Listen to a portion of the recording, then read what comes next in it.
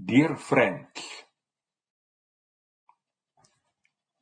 it's not enough to say that I'm fully solidary with your struggle, with the Zan Zendegi Azadi protests. It's much more that I want to say.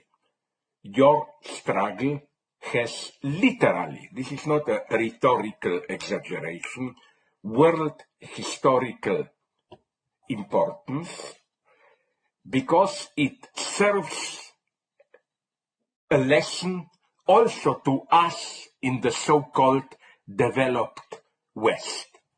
We have our own feminism. In its predominant form, it is the so-called politically correct Me Too feminism, where it is clear that it mostly attracts and mobilizes middle class, upper middle class women.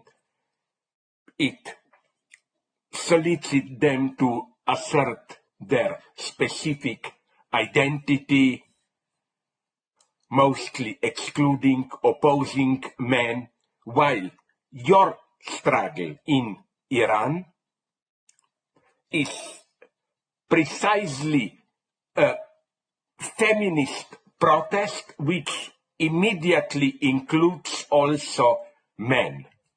Men know well that the oppression of women in Iran also involves their own oppression, that Iranian men will not be really free without the full freedom of women. We, mostly in the West, men in the West, we don't know this. Second thing, the victim was a Kurdish young woman. But again, it's not that now Kurds want identity, their specific way of life. No, it became clear to Iranians that the oppression of Kurds is just a moment of the general political oppression in Iran. Without freedom for the Kurdish people, the majority of Iranians, who are of course not Kurds, will not be free. The same goes for the third aspect of your protests, the struggle against religious fundamentalism.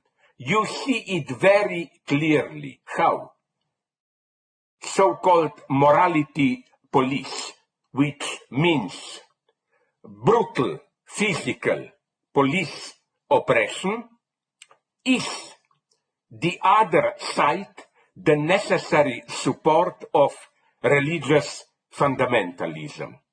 And what you also clearly see is that all these three levels of the struggle are three aspects of one and the same struggle. This is what we don't see in the West, and we will have to learn this. It's not that we in the West already live in freedom and we can sympathize with you, giving you the patronizing message that ultimately you just have to catch up with us, with Western liberal democracy. No, Western liberal democracy is today in deep crisis.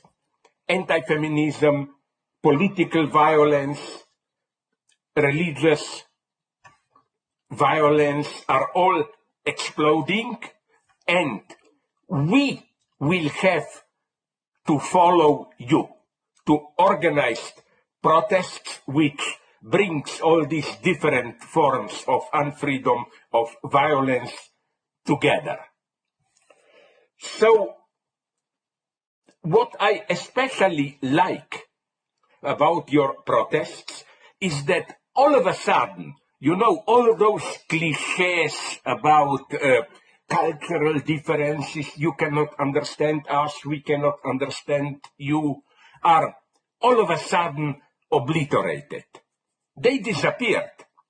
The moment I learned about your protests, I knew it. I am part of that same struggle. And again, to conclude, what I also learned is that I don't have anything to teach you here. I have to learn from you. That's why I expect a lot from your struggle. Maybe in the short term, police oppression will strangle it.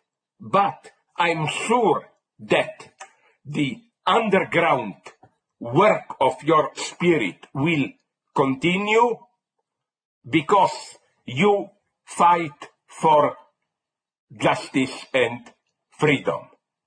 And as you prove today, and you already did it with other protests in the past, the fight for freedom, political, spiritual freedom, cannot ever be fully strangled. It survives. So I wish you all the best, not as an external observer of your struggle, but as, I hope, in some sense, also a participant in it. It's the same struggle, although it has different form in different countries, but it's one and the same struggle. We are part of it. I'm just sad that I am not younger, healthier, because I feel guilty in some naive sense of not being with you there. That's, I think, my duty. So please, go on, don't lose your faith. At the end, even if this will happen after some years, you will win. Thank you.